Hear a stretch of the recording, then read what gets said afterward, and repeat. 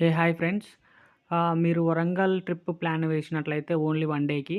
So, ఈ వీడియోలో మీకు బైక్ మీద ఎలా వెళ్ళాలో, బస్సులో ఎలా వెళ్ళాలో మీకు ఎక్స్‌ప్లెయిన్ చేస్తాను. Stay tuned. ఓకే. ముఖ్యంగా మీరు 1 డే ట్రిప్ ప్లాన్ ఏసినప్పుడు మాత్రం మేజర్ ఆహ్, బెస్ట్ ప్లేసెస్ ఏవైతే ఉన్నాయో అవి మాత్రం కవర్ అనుకున్నట్లయితే ఇవి బెస్ట్ ప్లేసెస్ అనమాట.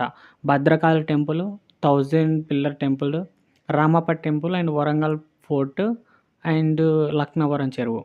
సో, మేము 7 గంటలకి బయలుదేరాం కాబట్టి మేము లక్నవరం చెరువుని మిస్ అయ్యాము.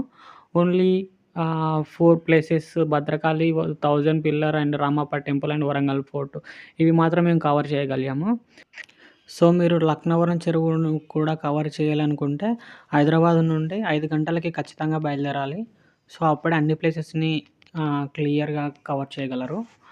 సో, హైదరాబాద్ నుండి మనం వరంగల్‌కి బైక్ మీద వెళ్ళినట్లయితే మనకు ఖచ్చితంగా 3 అవర్స్ పడుతుంది అప్రాక్సిమేట్‌లీ.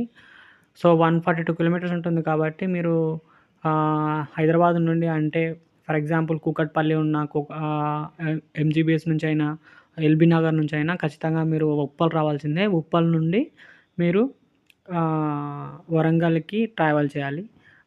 ఒకవేళ మీరు ట్రైన్‌లో వెళ్ళాలి అనుకున్నట్లయితే మన సికింద్రాబాద్ ట్రైన్ నుండి కాజీపేట జంక్షన్‌కెళ్ళాలి. కాజీపేట జంక్షన్ నుండి హనుమకొండ చౌరస్తాకి బస్సులో వెళ్ళాలి. ₹25 చార్జ్ చేశారు. ఆ హనుమకొండ చౌరస్తా నుంచి మనకి 300 మీటర్స్‌లో 1000 పిల్లర్ టెంపుల్ ఉంటుంది. సో, అక్కడ నుండి మన ట్రిప్‌ని కంటిన్యూ చేయొచ్చు. అంటే 1000 పిల్లర్ టెంపుల్ నుంచి 2 కిలోమీటర్స్ దూరంలో భద్రకాళి టెంపుల్ ఉంటుంది. అక్కడ నుండి 4, 5 కిలోమీటర్స్ దూరంలో వరంగల్ ఫోర్ట్ ఉంటుంది. మళ్ళా అక్కడ నుండి 40 కిలోమీటర్స్ దూరంలో రామప్ప టెంపుల్ ఉంటుంది. సో, మేము బైక్‌లో వచ్చాము కాబట్టి ఫస్ట్ మేము భద్రకాళి టెంపుల్‌ని విజిట్ చేశాము. సో, ఈ టెంపుల్ యొక్క చరిత్ర ఏంటంటే క్రీస్తు శకం 625 సంవత్సరంలో పులకేశిన్ అనే రాజు నిర్మించాడు. తర్వాత కాకతీయులు పరిపాలించిన సమయంలో కూడా కాకతీయులు తమ కులదేవతగా భద్రకాళిని పూజించేవారు. అయితే ఇక్కడున్న ప్రజలు అమ్మవారి కన్నులో కోహినూరు వజ్రం ఉండేదని చెప్పేసి వాళ్ళది ప్రగాటి గాఢ నమ్మకం. అయితే ఇక్కడ దేవత ఎలా వెలిసిందంటే 8 చేతులతో ఒక సింహపు వాహనం మీద కూర్చొని వెలిచిందనమాట. సో, అది అనమాట. సో, ఇక్కడ కనిపిస్తున్న ఈ గోమాతలకి ఫుడ్ పెట్టాలి అనుకున్నట్లయితే మనకు ఆ చెట్టు కింద ఉన్నటువంటి స్వామి దగ్గర ఫుడ్ కొనుక్కొని వీటికి పెట్టొచ్చనమాట. సో, ఇక్కడ మనకు టికెట్ వచ్చేసి ₹100 ఉంటుంది పర్ పర్సన్. సో, టికెట్ తీసుకొని దర్శనానికి వెళ్ళాలి. సో, దర్శనానికి వెళ్ళే ముందు వినాయక దేవుడు ఉంటాడు. సో, వినాయక దేవుడిని దర్శించుకున్న తర్వాత భద్రకాళి దేవతని దర్శించుకోవాలి. సో, ఈ టెంపుల్‌కి లెఫ్ట్ సైడ్‌లో మనకి ఒక చెరువు ఉంటుంది. ఆ చెరువు పేరు భద్రకాళి చెరువు అనమాట. ఇక్కడ ఉన్న ప్రజలు ఆ చెరువు నీటిని త్రాగునీరు కోసం యూజ్ చేసేవాళ్ళు. సో, మనకి ఎప్పుడన్నా పండుగలు నవరాత్రి గాని, శ్రావణ మాసం గాని వచ్చినప్పుడు జనాలు తండోపతండాలుగా వచ్చి ఇక్కడ కనిపిస్తున్నటువంటి భద్రకాళి దేవతను దర్శించుకునేవాళ్ళు. So, Bhadrakali temple completed. Now we are going to 1000 pillar temple. So, ఇక్కడ నుంచి మనకు 2 కిలోమీటర్స్ దూరంలో 1000 స్తంభాల గుడి టెంపుల్ ఉంటుంది. సో, అదనమాట. ఇక్కడ చూపిస్తున్నది ఇదే 1000 స్తంభాల గుడి. సో, ఈ టెంపుల్ మనల్ని 3 శివలింగాలతో స్వాగతం పలుకుతుందన్నమాట. సో, ఈ టెంపుల్ యొక్క చరిత్ర ఏంటంటే 11వ శతాబ్దంలో కాకతీయ వంశానికి చెందినటువంటి రుద్రదేవుడిచే నిర్మించబడిందనమాట.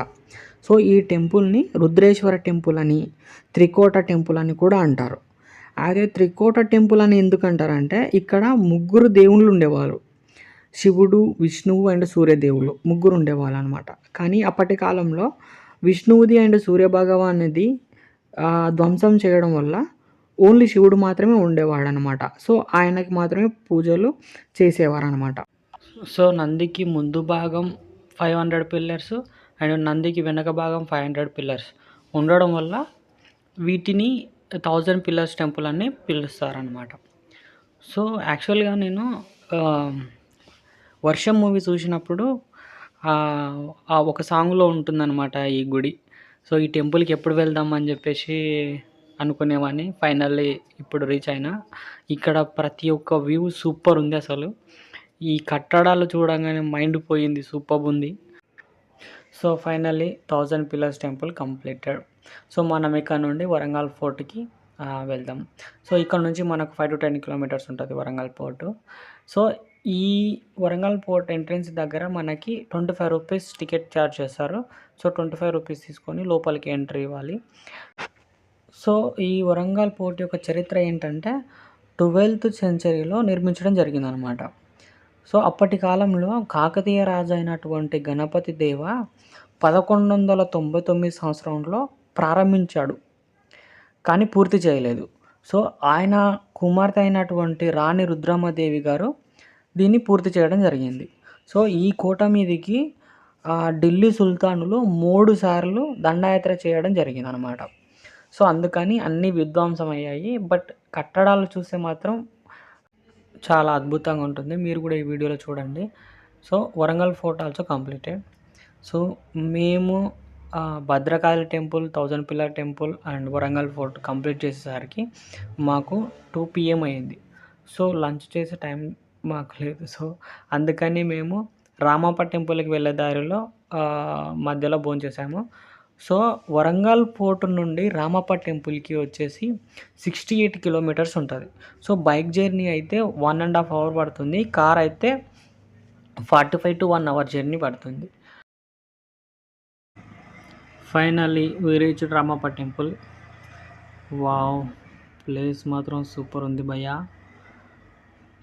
ఈ టెంపుల్ ముంగట పార్క్ టైప్‌లో ఉంది కదా! టెంపుల్‌కి వెళ్ళేసి వచ్చిన తర్వాత జనాలు ఇక్కడొచ్చి కూర్చుంటారు. సో ఇక్కడ నుంచి ఫొటోస్ కూడా మనకి సూపర్ వస్తాయి. అది ఈవినింగ్ టైంలో అయితే ఇంకా కిరాకుంటుంది. మీరు ఈవినింగ్ టైంలో విజిట్ చేయండి ఈ ప్లేసు.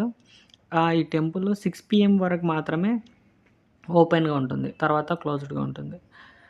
అప్పటి కాలంలో కార్మికులు ఎవరో గాని భయ్యా, ప్రతి రాయి మీద సూపర్‌గా చెక్కిరనమాట. వాళ్ళకి మాత్రం సలాం కొట్టాలి. ఎక్సలెంట్ వ్యూ ఉంటుంది ఈడ అసలు. సో ఈ యొక్క కట్టడం యొక్క చరిత్ర ఏంటంటే వీటిని శాండ్ బ్రిక్ టెక్నాలజీతో కట్టించారనమాట. సో ఇవి నీళ్ళలో మునగవు. ఇంకా ఇక్కడున్న ఇటుకలు ఏంటంటే నార్మల్‌గా మన నార్మల్ ఇటుకలతో పోల్చుకున్నట్లయితే 3 రెట్లు ఎక్కువ బరువు ఉన్నప్పటికీ నీళ్ళల్లో ఇవి తేలుతాయంట. సో ఎప్పుడైనా ఫుల్ వర్షం వచ్చినా ఊరు మునిగిపోయినప్పటికీ ఈ టెంపుల్ మాత్రం మునగదు. ఈ టెంపుల్‌లో మనం శివలింగ దేవుడిని దర్శించుకుంటాం. సో అదనమాట. సో మేము దర్శించుకునేసరికి 6 అయిపోయింది. సో మాకు టైం అయిపోయింది. సో అందుకని మీరు 5కే వచ్చేసి లక్నవరం చెరువు కూడా కవర్ చేసేసేయండి.